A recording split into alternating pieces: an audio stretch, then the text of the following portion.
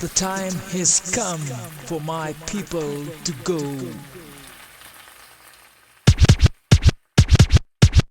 I'm not a queen, I'm a servant of the people.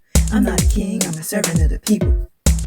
It's what the people demand, and we gonna keep fighting till we get that land. I'm not a queen, I'm a servant of the people. I'm not a king, I'm a servant of the people. It's time to rise to get what we want, we got to organize.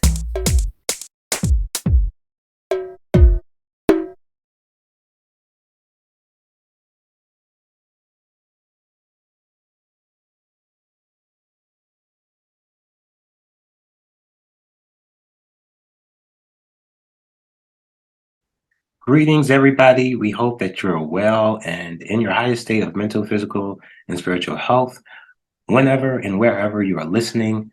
My name is Jesse, and I'm here with Conrad Sadiq to welcome you to the 100th episode of the Pantsula podcast, brought to you by the All African People's Revolutionary Party. And, this is a milestone that we're celebrating in light of continuing this work in spite of the challenges we've had with technology and all the lives that we live. We can all testify how much we have come, how nervous it was for even some of us. I know when I started to do the podcast here, I was a little nervous, even though I had experience recording podcasts talking about African liberation and just really making sure I know what I'm talking about. I was just like, oh man, I'm happy, but I was nervous. And just to know that we're at our 100th episode is exciting. And so we want to thank you for listening. And as we always say, the All African People's Revolutionary Party was founded by Kwame Nkrumah in 1968 and is based in Africa.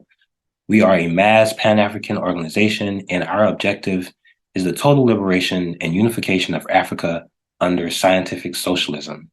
If you have any questions about what this means, you can head over to our website at aaprp-intl.org. And you can also leave a comment on this video with any questions, concerns, or criticisms you may have, and we will get back to you. Again, thank you for taking the time to listen. And with every episode, we also like to acknowledge our ancestors because we understand without them, there would be no us. So, Comrade Sadiq, who are the ancestors we're honoring today? One of the two ancestors we're honoring today is Harry Belafonte. He was an American singer, actor, and activist who popularized calypso music with international audiences back in the 1950s. Belafonte is one of the few performers to have received an Emmy, Grammy, Oscar, and Tony, although he won the Oscar in a non-competitive category. He earned his career breakthrough with the album Calypso, which was the first million-selling LP by a single artist. Obviously, most importantly, he's not just validated through awards given to him by the capitalist structure. He is also known for his revolutionary work with the likes of Paul Robeson, who was another musician who was also politically active. He was also a close confidant of Martin Luther King Jr. during the civil rights movements of the 1950s and 60s. He's been an advocate against U.S. imperialism, critiquing the likes of President George W. Bush and Donald Trump administrations. Belafonte acted as an American Civil Liberties Union celebrity ambassador for juvenile justice issues. So once again, we'd like to pay homage to Harry Belafonte for his work, not only as a musician, but more importantly as a revolutionary. Being aligned, especially with a lot of petty bourgeois who are celebrities who typically like to take the stance of the capitalist structure, typically like to be pro status quo. Definitely want to salute Harry Belafonte, who actually just transitioned a few days ago, I believe. It was last Wednesday or Thursday, I think, April 26th, where he transitioned. So definitely salute and gratitude to that ancestor. Second ancestor is Carolotta. Carolotta was known also as Carolotta Lucumi, was a revolutionary African woman who helped lead a year-long organized uprising of the Matanzas region of Cuba in the late 1800s during a period of mass African resistance to slavery known as La Esclera. Carlotta was born in Africa to into the Yoruba tribe somewhere in the area of modern day Benin, but was kidnapped as a child and brought to Cuba by Spanish colonizers. She was sold and forced to labor harvesting sugarcane on Spanish sugar plantations, institutions that were widely known throughout the region for their brutality. Like many enslaved African people, Carlotta was a cunning and resourceful organizer with an impressionable desire for liberation and didn't put up with the brutal conditions for long. Alongside other enslaved Africans, including a Fula man named Eduardo, a Lucumi man named Evaristo, and another Lucumi woman that some stories describe as Carlotta's lover, Fermina Carlotta, developed a plan to organize enslaved Africans to rise up and overthrow the Spanish landlords of the plantations in Mentazas. On November 5th, 1843, the enslaved Africans of the Trimverato and Arcana plantations deployed their plan and broke out in a massive uprising.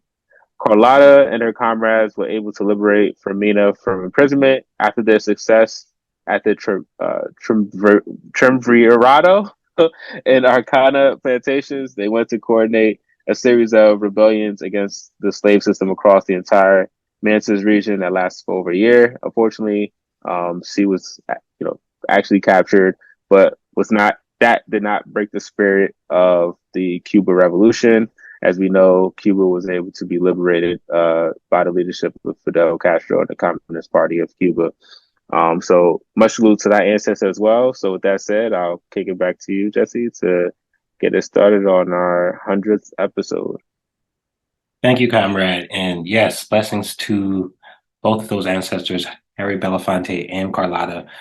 Just inspired to hear that story about Carlotta because, ironically, the day earlier I was watching some way or another. YouTube suggested a video of James Brown performing at a show in Boston. This was right after Martin Luther King Jr. was assassinated, and just the beginning of the show, you see all of these people at the show kind of talking before this show goes on, talking about, hey, don't riot, let's have a peaceful show and let's keep it easy.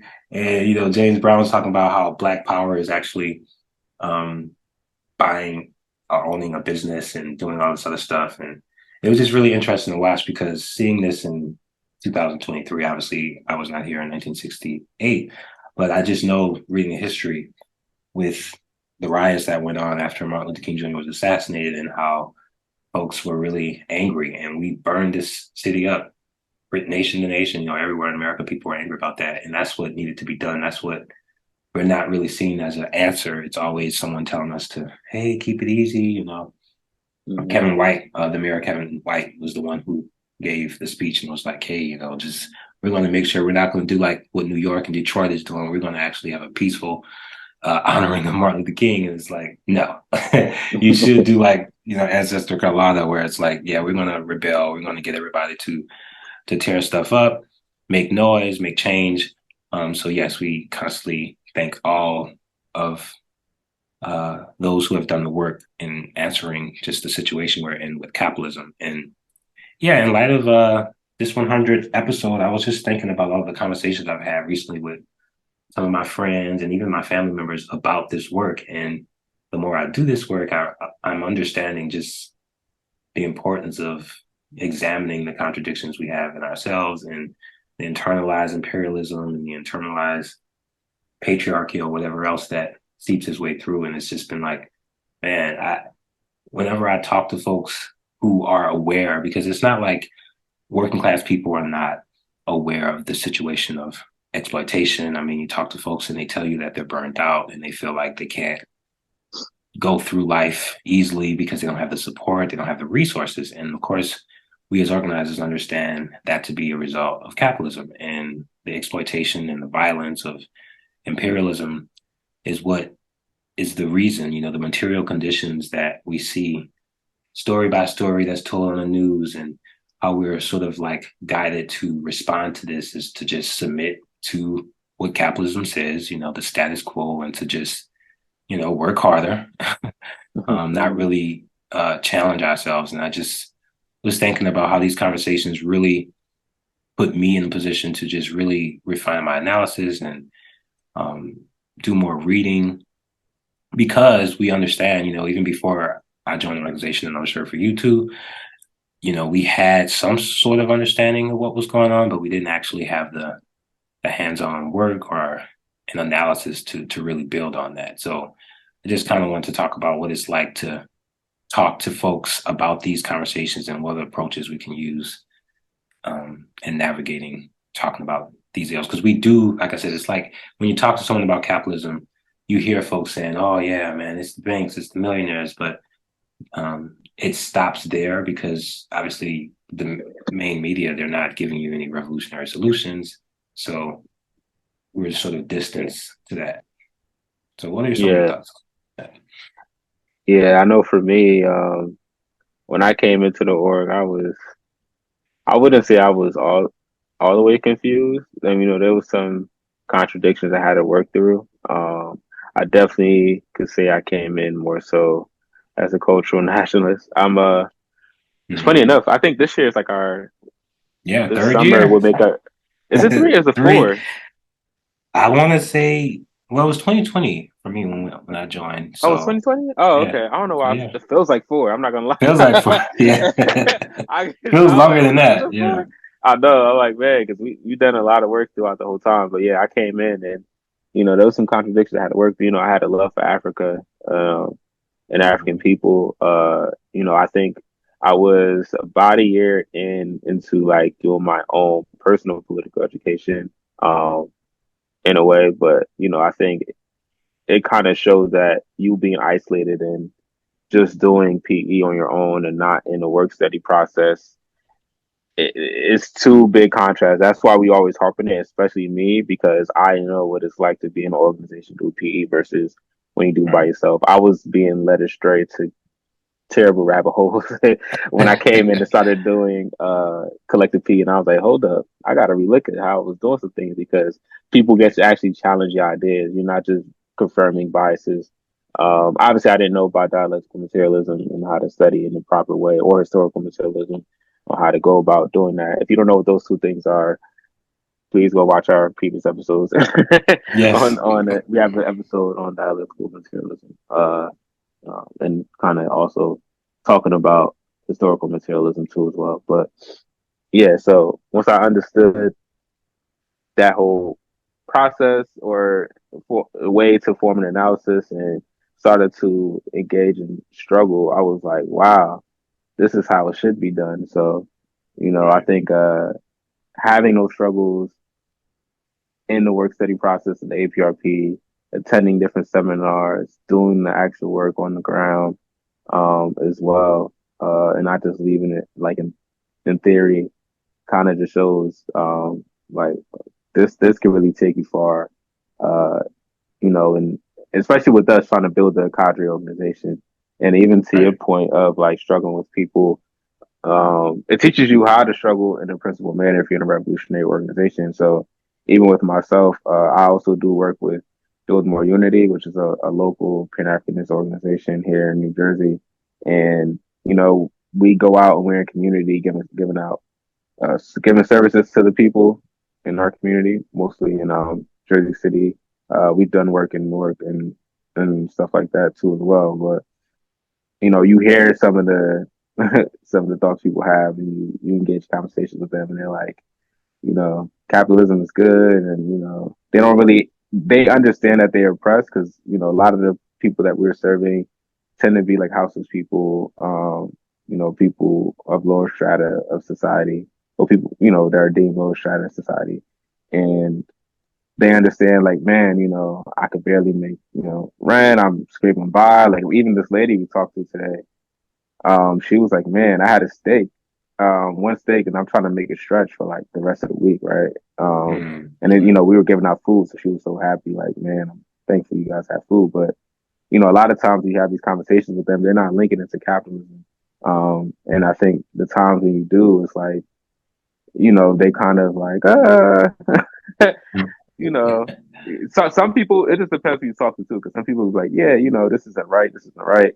But then, you have those who are just like, no, it's they start getting into like reactionary talking points, imperialist talking points. So it's just it's unfortunate to see it, but it's a struggle, right? You got to struggle with the people struggle, and a lot of people that we serve in the community, they tend to be regulars a lot of the time. Like they know us, they know the work we do and stuff like that. Like we have some new people every now and again, but so like, every time we see them, it's we encourage to keep having conversation, dialogue, and building a relationship, but also like struggle through some of those contradictions because they're there. And if we're trying to build revolution, we say, we love our people. We have to, you know, help them to the correct understandings of where their first steps from to help them free themselves, and also help them to understand that this is going to be a collective effort to bring this whole thing down. So I think that's what the A-APRP is helping me understand and get clarity in, and moving forward, like I know exactly what to do whenever I'm confronted with these type of dilemmas or topics that come about. Right.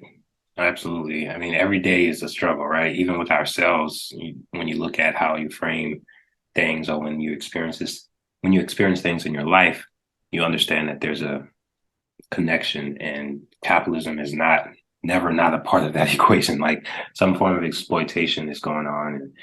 And just to your point also about historical and dialectical materialism and how we understand the correlations, and nothing just sort of falls out of the vacuum. There's a relationship between the violence that's experiencing now and that's happening here in the United States and what's happening in Africa, and it's like the Black Panther Party said, and like we know, the first line of defense is political education. So just knowing before you get it done, before you get reactionary, before you just yell out at somebody, or even use your hands and fingers to curse somebody out on social media. Like if you don't know what you're talking about, if you don't have a understanding of the importance of political education, and knowing what this system is like, it will confuse you.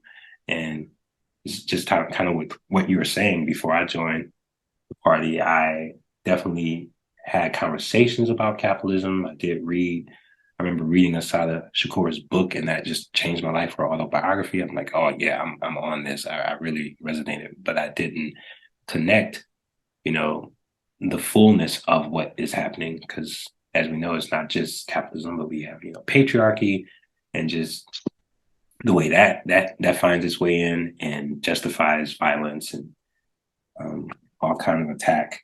Like we're constantly being bombarded by the media to just deny ourselves of the resources that have been made available. I mean, if we reach the point where we're able to look at history and understand what's going on, we won't be so feeling like we don't have a solution, or that there hasn't been work being done.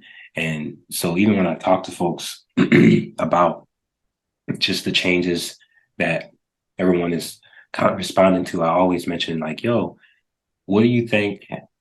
Like if, we're social beings overall. I mean, we know what it was like when COVID happened and everyone's just like isolated, and even the effects that is still being experienced when people don't have connection and when people are not talking to one another. And it just creates this, oh, you're on your own. And that's what a lot of folks believe and internalize, that it's just, it's nobody's fault but yours, that you really shouldn't have community. If you don't have community, it's your fault.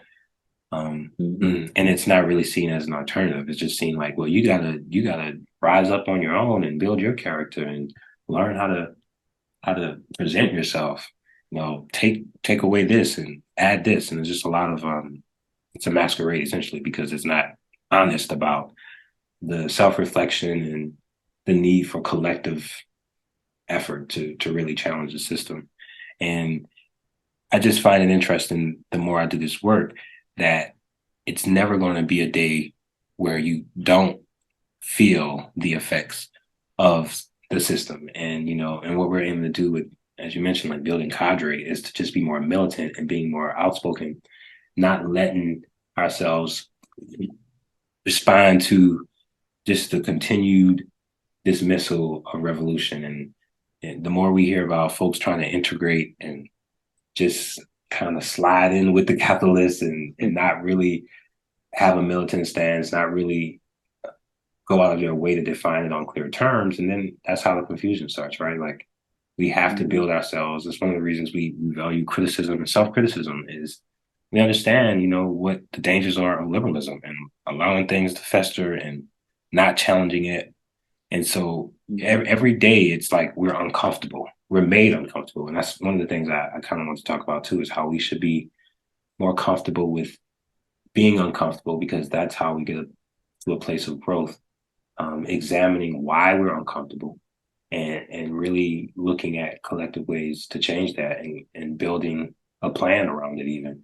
And it's not something that we are encouraged to do by the system, because the system is just like, you just got to be reactionary. That's kind of how the news is even centered. It's just like, this awful thing happened, here's the next awful thing happened. They're not really telling you why the awful things are happening, why we always find ourselves in the same situation. And that's the point that, that is, I think it should be encouraged. That's why we move forward to go further than what we're given. And so, yeah, the work that we're doing, it's not always comfortable, but I think if we get to a place where we accept that uncomfortable aspect about it, we will be even more inspired to continue it, because it's a part of the struggle. Yeah, it's a crucial aspect of it, right? It's it's just understanding that we need to struggle through things. We can't get, I think a lot of us want to find an easy way out, out of this, and I think we all need to combat that liberal, or that, Satan on the side of our shoulder telling us like, oh no, I'm trying to take the easy way out, So we gotta struggle through these things, because that's, there's no progress without no struggle, and that works in all aspects of our lives. Whether you talk about politically, spiritually, and whatnot, if you're not struggling against the negative aspects of yourself or the negative aspects of society, then nothing's going to move forward. It's just going to stay where it's at, or just get it worse. That's primarily why we're in conditions we are in today, because overwhelming majority of us aren't struggling against those negative forces in society in an organized manner. The struggle may happen spontaneously, where we're at, but the issue is we're not doing it in an organized manner, organized effort. So that's why we need to continue to make sure, but what good are you struggling against the enemy if you can't struggle against yourself too? So that's one thing you also got to understand, right, that you got to have that self-discipline. Being Muslim, doing Ramadan, like in the Quran tells us that, it's prescribed for us to fast to learn self-restraint. So, you can't be a Muslim talking about,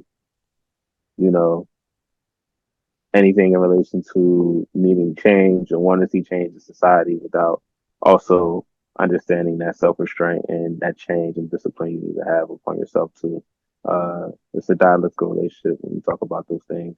Cause like, what good am I if I can't even, stop doing some reactionary things in my interpersonal relationships, and then telling everyone like, hey, let's make revolution. It's like, not to say that, you need to be perfect.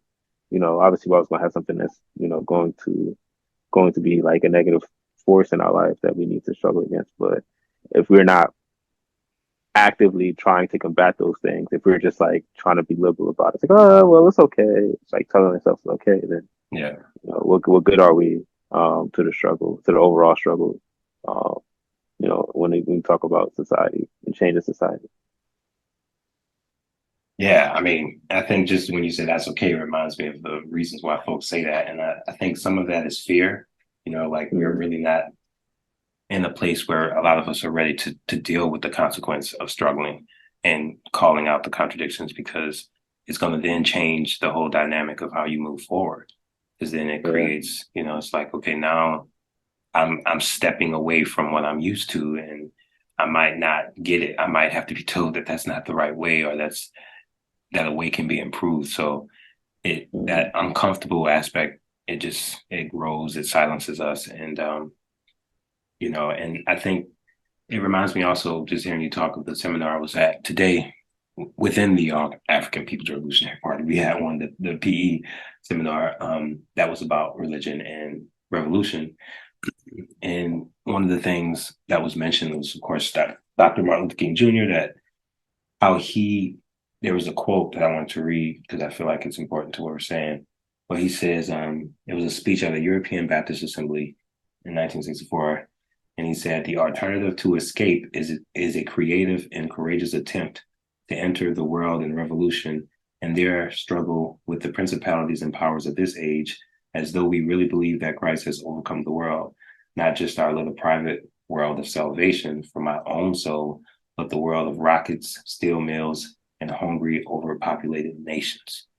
And I mean, that's bars. Yeah, Because it's like, it can't just be about our own private island of pain or our own private island of suffering, because it's not just us suffering. We're all being oppressed by the system. And so taking it, I mean, just like what you spoke about with Ramadan, whether you identify as a Muslim or a Christian, or even if you have no faith at all, like, the common objective is to tackle this enemy of capitalism and imperialism, because that is affecting both Christians, non-believers, and Muslims, and anyone else. Everyone is being impacted by this. So we could still make a move to challenge all of those contradictions and know that it can't just be our own individualized thing. And we've talked about this in other episodes, how it's not the individual, but it's the system. The more we do this work, we understand why we emphasize that, because it's important for people not to feel so down, not to feel like it's their problem. And they feel like, oh man, if only I had this. And that's what the system aims to do, is to confuse us into not really revolutionizing how we look at this thing and how we deal with the day-to-day attacks that come from just this ideology of individualized efforts. We have to be more committed to understanding the structure and the system and moving with action, and just even being more militant, because it's an everyday thing. It's not just something that happens once in a blue moon. It's every day we're going to be confronted with experiences, and just also the material conditions of the world are changing right now. Like, we see what's going on economically. Everybody is struggling, but we see how that's increasing and how other nations are responding to the US's aggression, like with BRICS. People are like, I ain't dealing with you no more. Like, we gonna do our own thing. We're gonna figure out our own model of going forward without you breaking our necks through interest and charging us, and all of the embargoes that happen. Like, there's been, if one thing that's going to stay committed, is that America and all of Western powers, the capitalism, they are going to be greedy, and they're not going to stop until we make them stop through organizing on our own and defeating them. Because you can't really just talk to them nicely. You have to come up with a plan. And we've seen it happen. I mean, we see even how Cuba is constantly fighting against US aggression, and plenty of places where socialism is the highlight. That's going to continue to happen because capitalism is weakening. And this is something that they're fighting against. This is something they're telling us. They're not even reporting all of what's happening because they don't want folks to know what's happening. Like, we know with our comrade Jill Scott here, the revolution won't be televised. Like, they're not going to tell you if things are changing for the worst of capitalism. They're going to always reframe it. So we got to stay up on those things. Like, this is something that never isn't going to just, stop. It's an ongoing thing. Exactly. Yes. And with that being said, it's like, since it's ongoing and we always have to struggle against it, and it's a day in, day out, 365 type of thing that we have to do. Like, what can we do to avoid burnout? I guess, why do we kind of see people feel, burned out over the course of a year, 2, 3, 4, 4 years? Is there anything that we can just do about it, given the contradictions of capitalism? I think we got to listen to to our bodies and know what we're, the word that always comes to mind is capacity, and you often hear folks say, and I think it's a poignant and a line, a well-fitting quote, how you can't pour from an empty cup. If you want to give to the people, you got to make sure you have enough in yourself to be able to give that back.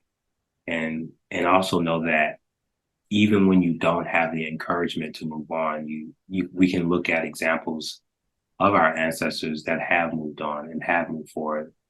And, just accepting, as I talked about earlier, how uncomfortable some of it is and how sometimes we have to say, okay, maybe I'm going to take this time to rest and not overextend myself so that I'm not showing up without anything to offer.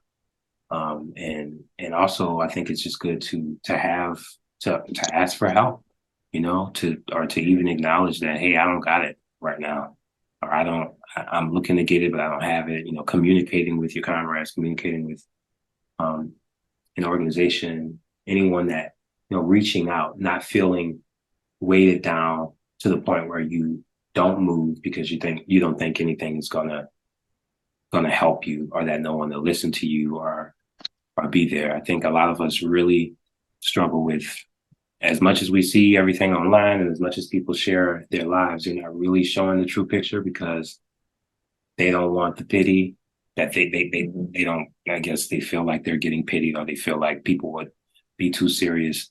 But I think we got to be more comfortable with sharing our sadness and our pains and our inabilities, because you're going to be burned out if you don't take care of yourself and you don't know the extent in which you're capable of dealing with something.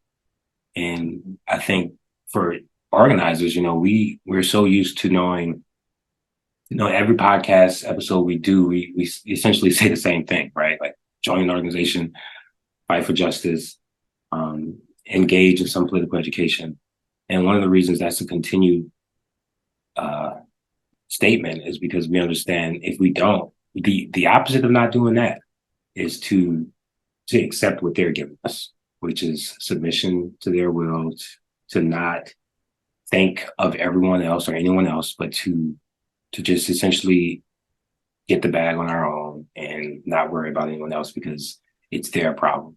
So we have to get to a point to where it's like, if Africa isn't free, that's why we understand with our line that if Africa isn't free, there's no African on earth that is going to be free, because it's a global thing. And, we're using our ideology as Nkrumah Torres Cabral is just aligned with fighting for a unified Africa and for all African folks, no matter where they are, how they identify, accepting that this is a historical inevitability, like it's inevitable for Africa to be united and socialist. It will happen. And we are just trying to speed in that process by constantly struggling and going through the contradictions and not accepting the status quo, and just constantly putting ourselves in a situation where we make those uncomfortable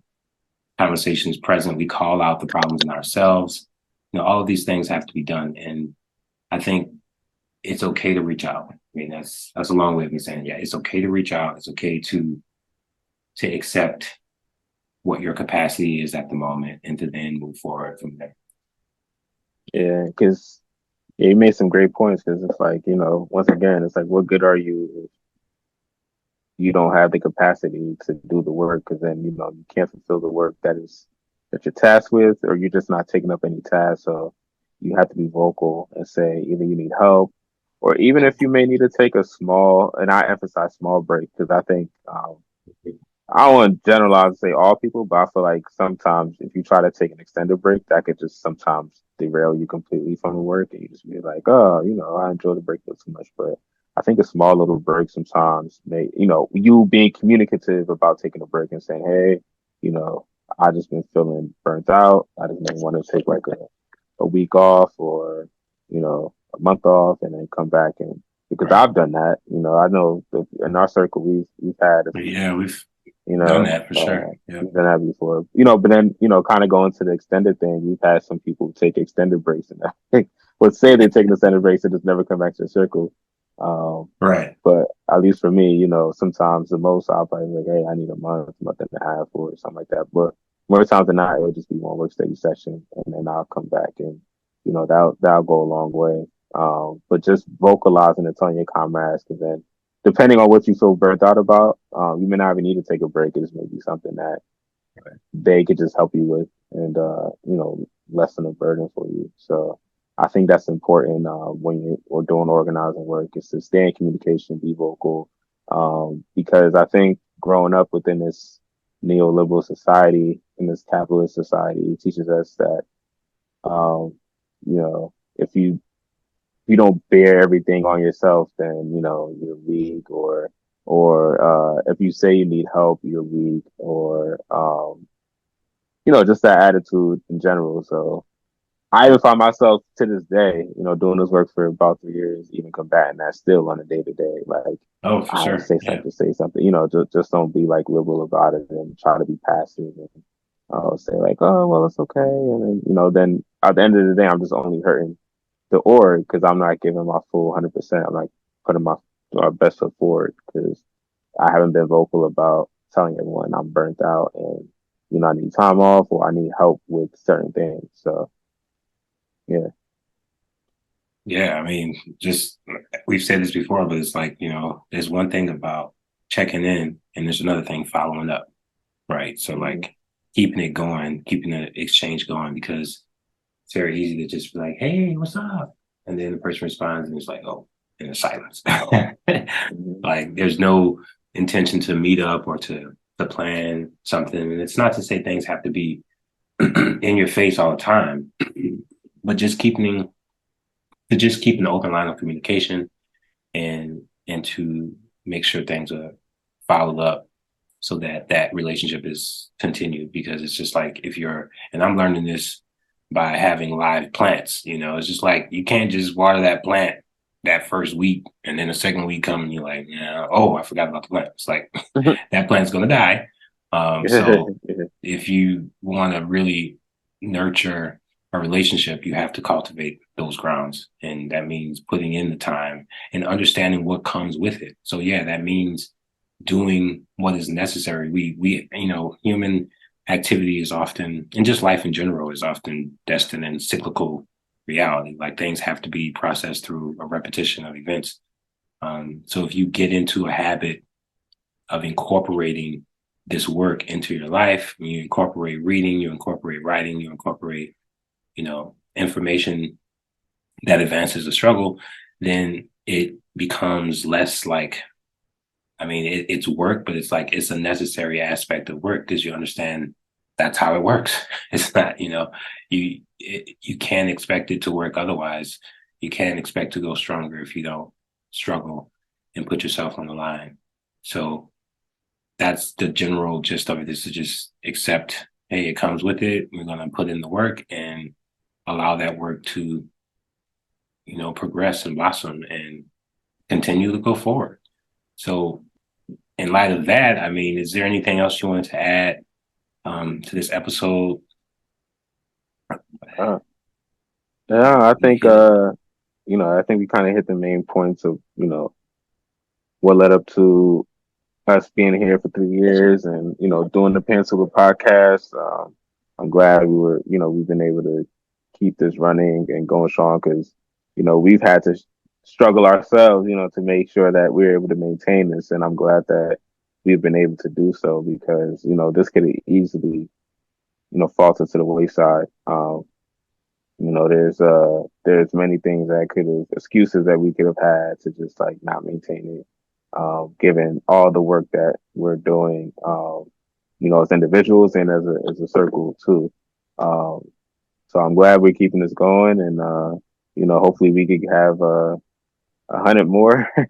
I'm not too sure Yeah. how that's going to work. I know, we're not going to be work study members forever, but I don't know. Right. Maybe we could find another way to maintain it or start a new one or something. But yeah, glad we've been able to. Anyone who are listening, I mean, we have some people join more of the Kaji Circle or whatever, the Pantsula podcast. We're having conversations like this. Yeah, like, hopefully there's definitely going to be some form of communication. We're going to find a way. I mean, we have are several other comrades doing the work. So please be sure to check out Our Ancestors' Voices. There's also the weekly Pan-African News. There's the Forward Ever podcast on Spotify. And we also obviously remind you all to please support our Forward Ever shop on Etsy, where you can wear with no despair, a call to revolutionary action. We have a lot of things we're working on to bring more merchandise even, but we have shirts, hoodies, and we also want to remind folks to sign up for African Liberation Day, which is May 25th. It's coming up. It's literally like 25 more days. And we're going to post a link in the description. This is our institution, just like capitalism has their holidays that we don't celebrate. I mean, I think every African should celebrate African Liberation Day because imperialism and neocolonialism must be destroyed. So Africans stand ready for revolution. So as we always say, forward ever, backwards never.